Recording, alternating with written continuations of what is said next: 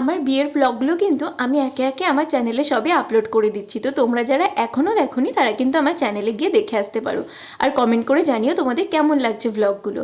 তো ছুটিতে গেছিলাম বাড়িতে, আর এদিকে স্টেশনেও নেমে পড়েছি। বর আমাকে নিতে এসছে, আর ও দেখি আজকে গাড়ি করে এসছে নিতে আমাকে। দরজা খুলতেই তো আমি পুরো অবাক হয়ে গেছি, এতগুলো চকলেট রয়েছে সিটের ওপর। এরপর আমি বসে যাওয়ার পর ও আমাকে বললো মিররটা নামিয়ে নিতে, রোদ লাগতে পারে।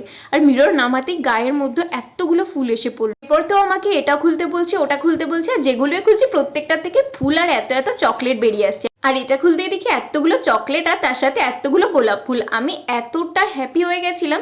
আর তারপরে দেখি যে আমার জন্য একটা পান্ডাও কিনে রেখেছে। আমাকে না জানিয়ে যে ও এত কিছু প্ল্যান করেছে, আমি এসব কিছু ধরতেই পারি না। আমি যখন ওকে জিজ্ঞাসা করি যে এত কিছু কিসের জন্য, তখন ও আমাকে বলে এতদিন পর পর বউটা বাড়ি আসে, তো এইটুকু তো করাই যায়। বাড়ি ফেরার সময় প্রত্যেকবারই আমি আমার বাড়িতে একটু করে দেখা করে যাই, তো সেই দিনও গেছিলাম। আর মা বানিয়েছিল চাউমিন, তো সেটা খাওয়ার পর বাড়ি চলে আসি।